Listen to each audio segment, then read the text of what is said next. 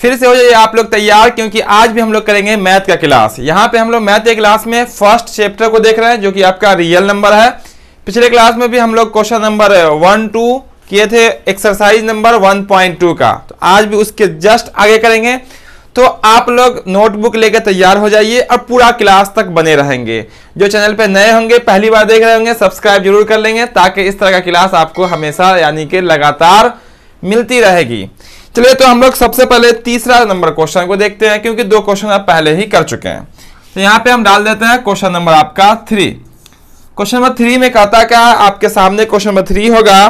कहा गया अभाज्य गुणनखंड विधि से निम्नलिखित पूर्णांकों के HCF और LCM ज्ञात करें। यानी कि जो भी पूर्णांक दिए गए हैं उसे हमें अभाज्य गुणनखंड विधि लगाना है और HCF और LCM निकालना है। तो फर्स्ट देखिएगा, तो इसका फर्स्ट में है 12, 15, 21। फर्स्ट में क्या आपका 12 है, फर्स्ट में इसका देखिएगा तो आपका 12 है, 15 है और आपका कितना है 21 यानी कि 21 है। इसका क्या निकालना है, तो निकालना है हमें HCF यानी कि मौसा, वो भी किससे, अभाज्य गुणनखंड विधि से। तो कर लीजिए सबका जल्दी जल्दी अभाज्य गुणनखंड। तो 12 का अभाज्य गुणनखंड कीजिएगा तो क्या होगा 2 गुना 3 हो जाएगा। ठीक है, अभाज्य गुणनखंड करना कल हम आपको बता चुके हैं, जो नहीं देखे होंगे जरूर देख लीजिएगा पिछला क्लास। 2 दूना 4, 4 तिहाई 12। 15 का कीजिएगा अभाज्य गुणनखंड, 3 से लगेगा तो 3 गुना 5 हो जाएगा। और 21 का कीजिएगा अभाज्य गुणनखंड तो हो जाएगा आपका 3 गुना 7। कितना होगा आपका 3 गुना 7। इसीलिए HCF निकालना है यानी कि मौसा। HCF क्या होता है आपको कल बताए होंगे हम कि जो दोनों में अगर 2 अंक वाला रहेगा तो दोनों में मिलना चाहिए। यहाँ पे कितने अंक वाले हैं, 3 अंक वाले हैं, तो आपका तीनों में मिलना चाहिए। तो तीनों में मिलने वाले अंक कौन सा है देखिए ध्यान से, तो तीनों में मिलने वाला अंक है ये आपका तीनों में मिलेगा, है ना। देखिए तो 3 जो है वो आपका तीनों में है, जबकि और अंक जो है वो कोई भी अंक आपका तीनों में नहीं है। तीनों में होना चाहिए HCF के लिए। तो HCF आपका कितना होगा, वो हो जाएगा आपका 3 और इसी को कहेंगे आप आंसर। क्या कहेंगे इसको आंसर कहेंगे, यानी कि आपका 3 हो जाएगा इसका आंसर। ठीक है, चलिए बात कर लेते हैं हम फिर किसकी, तो बात कर लेते हैं LCM की। तो LCM में क्या होता है, जो मिला है वो 3 मिला हुआ है और जो नहीं मिला है वो सब। तो कौन कौन नहीं मिला देखिएगा, ऊपर में ये 2 नहीं मिला, ये 2 नहीं मिला, ये 5 नहीं मिला, ये 7 नहीं मिला, उस सबको नोट कर लेंगे। LCM में खास ध्यान ये रखिएगा 3 अंकों वालों में कि अगर 2 में भी मिल जाएगा तो उसमें से कोई एक ही उतारिएगा। HCF में तीनों में मिलना चाहिए, LCM में अगर 2 में भी मिल रहा है तो उसमें से कोई एक। यहाँ पे ऐसा कोई नहीं है, सबको नोट कर लीजिए। तो 2 इंटू में ये 2 इंटू में ये वाला 5 इंटू में ये वाला आपका 7, यानी कि 3 मिलने वाला, इन 3 में से कोई एक 3 और सबको गुना कर लीजिए, आपका आंसर हो जाएगा। तो देखिए 3 दूना 6, 6 दूना 12, अब 12 पंचे कितना होता है 60। ठीक है, और 60 को जैसे 7 से गुना करेंगे तो 6 सते 42, 420 होगा। कितना होगा आपका 420, यही हो जाएगा इसका आंसर। क्लियर इतना, यानी कि 12, 15, 21 का मौसा कितना निकलेगा 3 और लौसा निकलेगा 420। क्लियर हो गया होगा। दूसरा क्वेश्चन भी आपको जरूर दिख रहा होगा। दूसरा क्वेश्चन में क्या है, दूसरा हम आपको बताते हैं, तीसरा आपके लिए क्वेश्चन हम छोड़ देंगे। इसमें देखिएगा दूसरा नंबर क्वेश्चन देखिएगा, इसी का दूसरा नंबर। तो दूसरा नंबर क्वेश्चन में कहा गया आपका कितना कितना का निकालना है, तो 17, 23 और 29 है। कितना कितना है, 17 है, 23 है और 29 है। आप यहाँ पे पहले समझेंगे फिर आप नोट कर लेंगे। ठीक है, नोट कर लेंगे, पहले आप समझिएगा तो आप खुद ब खुद बना लीजिएगा हर एक क्वेश्चन को। इसका भी निकालना है हमें गुणनखंड, मौसा अल्लाह सा अभाज्य गुणनखंड से 17 का गुणनखंड करो। 17 का नहीं होगा, कितना लिखेंगे इसको, ज्यादा करिएगा तो 17 गुना 1 लिखेंगे, इसके आगे तो कुछ होगा नहीं, या 1 गुना 17 लिख सकते हैं। आप 23 का कीजिएगा तो 23 का लिखिएगा 23 इंटू में 1 लिख सकते हैं, इसके आगे कुछ होगा नहीं। उसी तरह से 29 का लिखिएगा तो 29 को भी आप ज्यादा करेंगे तो 29 इंटू में 1 लिख सकते हैं। चूंकि 17, 23 और 29 खुद आपका अभाज्य संख्या, कैसी संख्या है, अभाज्य संख्या यानी कि प्राइम नंबर। अब देखिए तो तीनों में क्या मिल रहा है, तो आपको स्पष्ट दिख रहा होगा तीनों में क्या मिल रहा है। देखिए तो तीनों में मिल रहा है आपका 1, क्या मिल रहा है आपका 1 मिल रहा है। ये हो जाएगा आपका आंसर, यानी कि हो जाएगा मौसा। क्या हो जाएगा मौसा, यानी कि HCF। एलसीएम की बात करेंगे, एलसीएम की तो जो मिला है वो तो कौन मिला हुआ है 1 मिला हुआ है। अब कौन नहीं मिला तो 17, 23 और 29 कोई आपस में नहीं मिलता, सबको नोट कर लीजिए। 17, 23 और आपका 29, और सब कर दीजिए गुना, और गुना जो करके जो आएगा वही आपका आंसर कहलाएगा। इसको जब गुना करेंगे 17 को, 23 को, 29 को, तो आपका 11,339 कितना होगा आपका 11,339 आएगा, और यही कहलाएगा आपका एलसीएम। ठीक है, पिछले क्लास में आपको हम टेस्ट करके भी दिखलाए थे, वो टेस्ट 2 ही अंकों के लिए होता है, यहाँ पे 3 अंक है, इसलिए इसमें कोई टेस्ट नहीं है। जैसा क्वेश्चन में कहा जाएगा वैसा ही हमको बनाना होता है। ठीक है, सॉल्व करना होता है। क्वेश्चन में केवल कहा गया था कि अभाज्य गुणनखंड से आप एचसीएफ और एलसीएम निकालिए। अभाज्य गुणनखंड करके 3 अंक वाला है, तीनों में मिलेगा, वो आपका क्या कहलाएगा एचसीएफ, और कम से कम 2 में मिल जाएगा, और नहीं भी मिलेगा वो सब हो जाएगा आपका एलसीएम। ये क्वेश्चन आपका क्लियर हो गया होगा। क्वेश्चन नंबर 3 का 1 और 2, और आपको 3 नंबर क्वेश्चन दिख रहा होगा। 3 का 3 नंबर क्वेश्चन जिसमें 8, 9, 25 है, यहाँ इसका निकालेगा तो एचसीएफ यहाँ भी कितना निकलेगा 1 निकलेगा, क्योंकि कुछ नहीं मिलेगा तो 1 मिलता है, क्योंकि 1 गुना में होता है। इसको सॉल्व कर लीजिएगा, और आपको पता ही है क्या करना सॉल्व करने के बाद। ठीक है, तो सॉल्व करने के बाद अपना काम कर लीजिएगा। इसको हम यहाँ से आप जल्दी से स्क्रीनशॉट ले लीजिए, इसको हम यहाँ से साफ कर देंगे, क्लीन कर देंगे, है ना।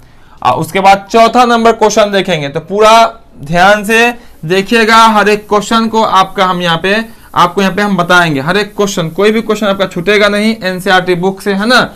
अब पूरा बेसिक कंसेप्ट के साथ बताएंगे, हर एक क्वेश्चन का जो भी होगा, हर एक चैप्टर का पूरा बेसिक करके हम आपको बताएंगे। यहाँ से आप बिल्कुल आसानी पूर्वक जो है पूरा मैथ आप यहाँ से तैयारी कर सकते हैं, पूरे मैथ की बिना किसी दिक्कत के। ठीक है, चलिए क्वेश्चन नंबर 4 देखते हैं। आपके सामने क्वेश्चन नंबर 4 होगा, जब तक आप क्वेश्चन को पढ़िए कि क्वेश्चन नंबर 4 में क्या कहा गया। तो देखिएगा क्वेश्चन नंबर 4 में कहा गया, देखिएगा ध्यान से, तो लिखा हुआ है एचसीएफ, क्या लिखा हुआ एचसीएफ 306 और कॉमा लगा होगा, लिखा होगा आपका 657 इक्वल में दिया हुआ आपका 9। कहने का मतलब ये हुआ कि जो ब्रैकेट के अंदर है ना, वो पहला जो है वो पहला संख्या, दूसरा जो है दूसरा संख्या, उसका जो मौसा आया है वो आया है 9। कितना आया है मौसा 9 आया है। तो आपको एलसीएम निकालना है, ठीक उसी संख्या की, उसी संख्या का निकालनी है। एलसीएम निकालने के लिए कहा गया, देखिए बिल्कुल मिनटों में आपका आंसर निकलने वाला। क्वेश्चन तो आप देख ही रहे, यहाँ पे कर देते हैं। देखिए चूंकि आपको मालूम क्या है, तो हमें मालूम है, आपको क्या कि हमें ये मालूम है एचसीएफ 306 657 इक्वल में कितना मालूम है 9 मालूम है। इतना तो आपको ही मालूम है और हमको भी मालूम है।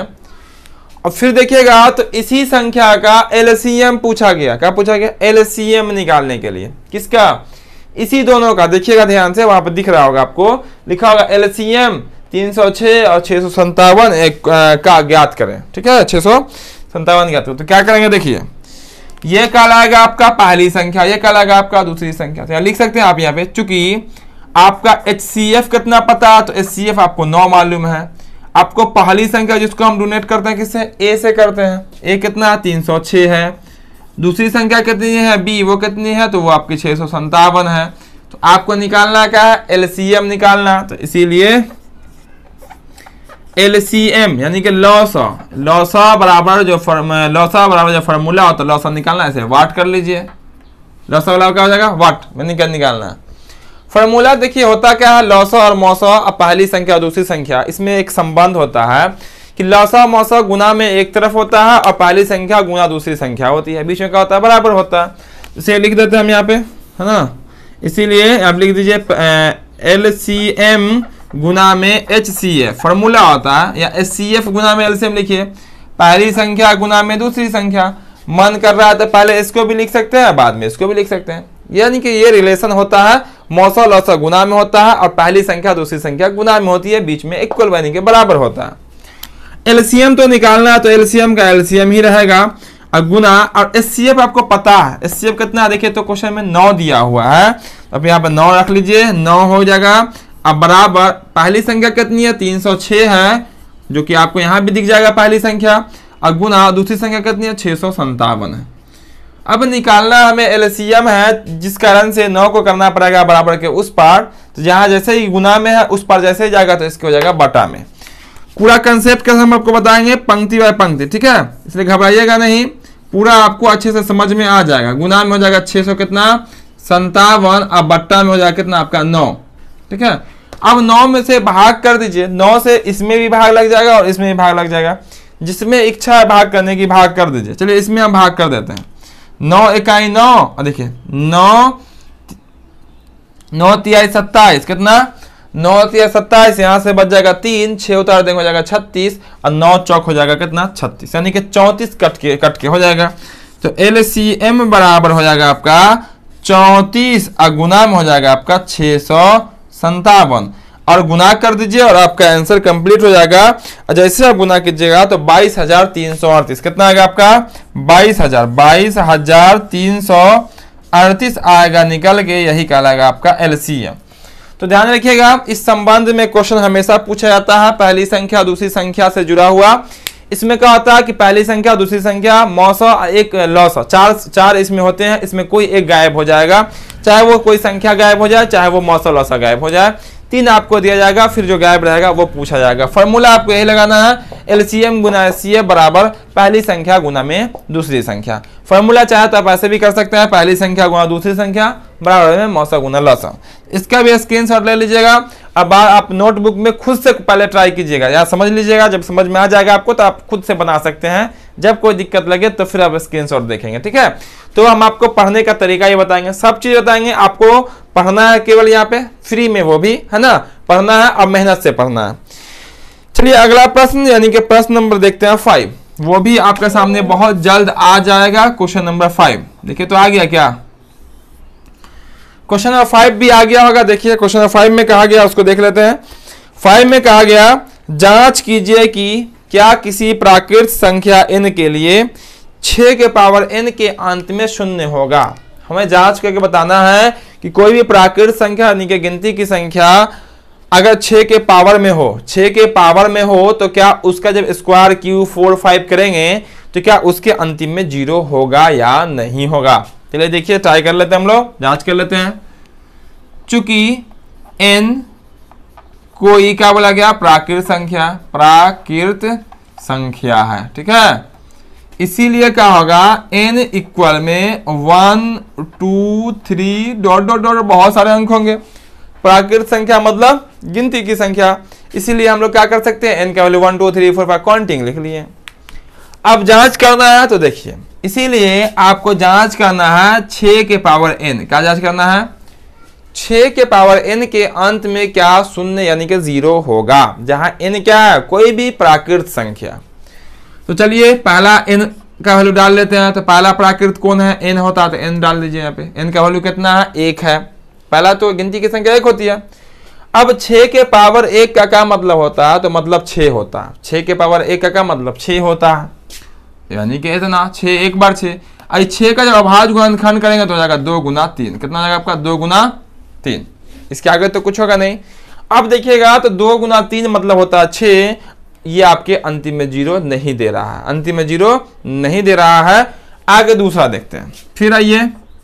फिर आइए 6 के पावर n है, तो यहाँ पे 6 के पावर कितना डाल देते हैं 2। एक के बाद किसकी बारी, 2 की बारी। तो 6 के पावर 2 का मतलब होता है 6 गुना 6, पता ही होगा स्क्वायर का मतलब क्या होता है, उसी को उसी से गुना करना। अब 1 6 का मतलब क्या होता है, 1 2 और 1 3 गुना में अभाज्य गुणनखंड करते हैं तो 2 गुना 3 और फिर इस 6 का हो जाएगा 2 गुना 3। दैट मीन्स देखिए यहाँ पे भी क्या हुआ कि आपका यहाँ पे 6 36 होता है, जब गुना करते हैं तो अंतिम में 0 आ रहा है क्या, नहीं आ रहा है। अब देखिए आपको समझ में आ गया होगा कि 0 कभी नहीं आएगा, 0 तभी आएगा अंतिम में लास्ट में कि जब 2 जो है 5 से गुना होगा, जब 2 5 से गुना होगा। अभाज्य संख्या, ध्यान रखिएगा अभाज्य संख्या की बात कर रहे हैं हम। ठीक है, ऐसा मत समझ लीजिएगा कि 4 को तो 5 से गुना करके 4 5 20 अंतिम में 0 आ गया, तो 4 जो है 4 का अभाज्य गुणनखंड करेंगे तो क्या आएगा 2 गुना 2 आएगा। ठीक है, तो 4 आपकी भाज्य संख्या, अभाज्य नहीं। अभाज्य में 2 5 से गुना होगा या 5 2 से गुना होगा तभी अंतिम में 0 आएगा। जबकि यहाँ पे आपको 2 तो आ रहा है लेकिन 5 किसी भी कंडीशन में नहीं होगा। अगर यहाँ पे 3 डालेंगे तो 3 बार 6 लिखेंगे, जब 3 बार 6 लिखेंगे मतलब 3 बार 2 होगा और 3 बार 3 होगा, जिसका आंसर ये आपका नहीं होगा। चलिए एक बार और ट्राई कर लीजिए।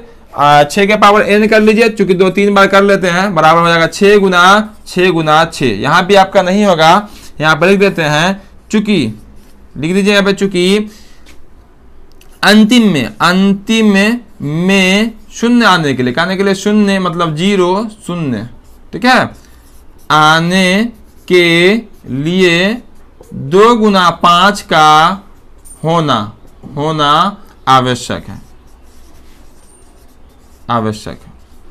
अंतिम में शून्य होने के लिए क्या होना आवश्यक है? 2 गुना 5। अभाज्य संख्या 2 और 5 से गुना होगा तभी अंतिम में 0 आएगा।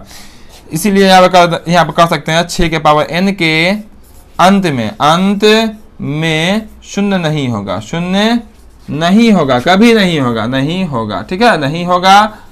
यहीं पर आप कर दीजिए आंसर, ठीक है। जांच करना था कि क्या 6 के पावर n, जब n कोई प्राकृतिक संख्या होगा तो लास्ट में 0 आएगा या नहीं आएगा। हमने यहाँ पे जांच किया और जांच से यह पता चला कि कभी भी शून्य नहीं आएगा। वो आपका 6, 36, 600, उसके बाद उसका Q होगा, उसका 4 होगा, कभी भी वो अंतिम में 0 देके नहीं जाएगा। अब इसका स्क्रीनशॉट कर लीजिएगा, दोनों क्वेश्चन का क्लियर होगा, है ना। आप बताते रहेंगे कमेंट में कि हाँ सर क्लियर है, ठीक है। और जो देरी से आएंगे क्लास को लाइक भी कर देंगे, और क्लास में समय से आएंगे ताकि आप पूरा सीखेंगे।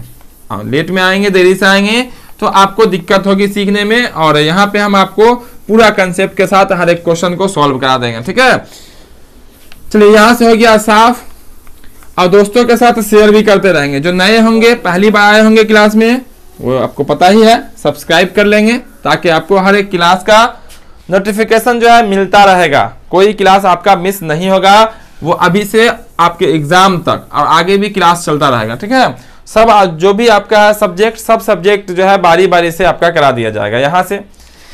चलिए अब देख लेते हैं हम लोग क्वेश्चन नंबर 5, ठीक है। क्वेश्चन नंबर 5 देख लेते हैं, उसके बाद एक क्वेश्चन और बच जाएगा इस चैप्टर का, वो जो कि रहेगा क्वेश्चन नंबर, सॉरी 1 मिनट, ये आपको क्वेश्चन नंबर 6 होगा। कौन सा होगा? Question number 6। क्वेश्चन नंबर 6 देखिएगा। क्वेश्चन नंबर 6 में क्या कहता है? तो क्वेश्चन नंबर 6 में कहा गया व्याख्या कीजिए। हमें व्याख्या करके दिखलाना है कि दिए गए जो संख्या है, देखिएगा आपको दिख रहा होगा, दिए गए संख्या जो है 2 संख्या और में करके दोनों क्या है? भाज्य संख्या।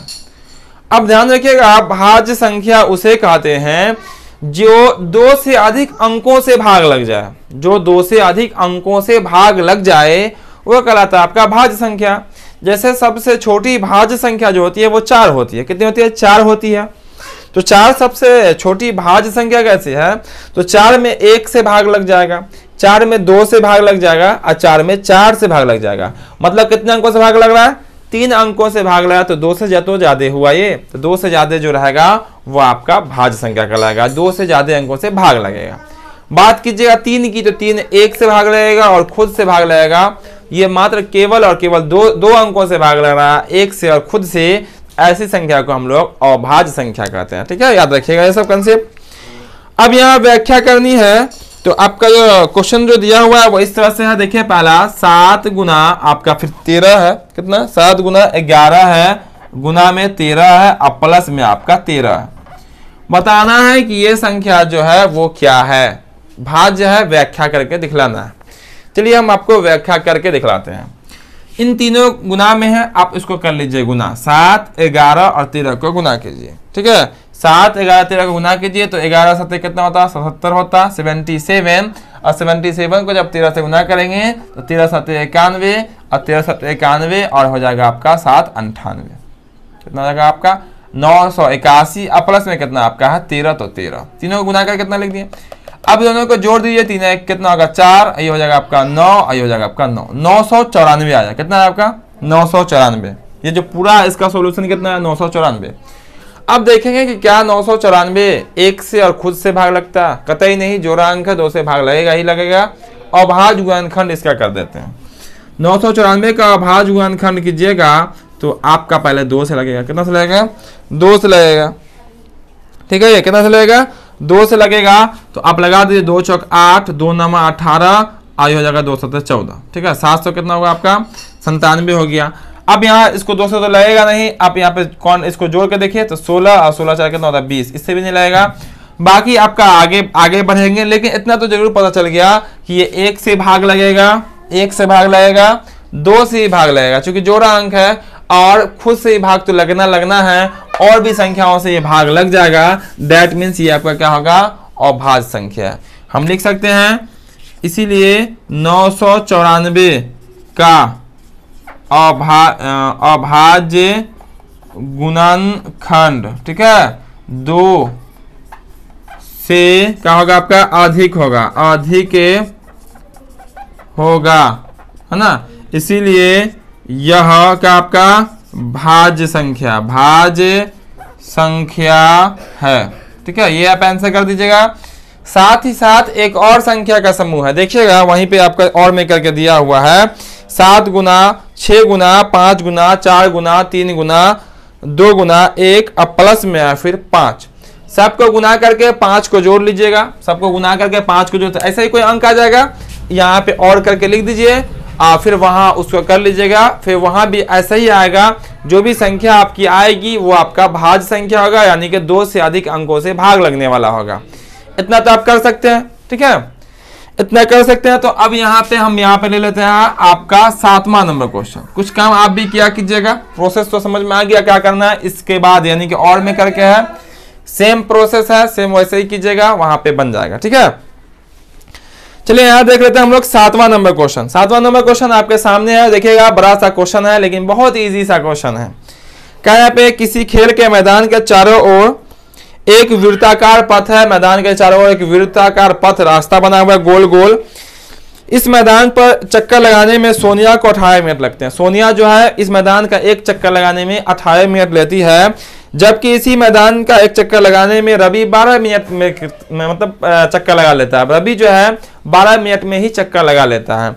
फिर कहा गया आपका कि मान लीजिए कि वे दोनों एक ही स्थान और एक ही दिशा में, एक ही स्थान से और एक ही ओर से दौड़ना प्रारंभ किया था, तो वहां से दौड़ने के बाद कितने समय के बाद दोनों आपस में मिलेंगे, दोनों आपस में मिलेंगे कितने मिनट के बाद, ठीक है। यानी कि रनिंग करता रहेगा तो कितने मिनट के बाद वो आपस में एक साथ होगा, एक साथ आपस में होगा, फिर एक दूसरे से आगे निकल जाएगा।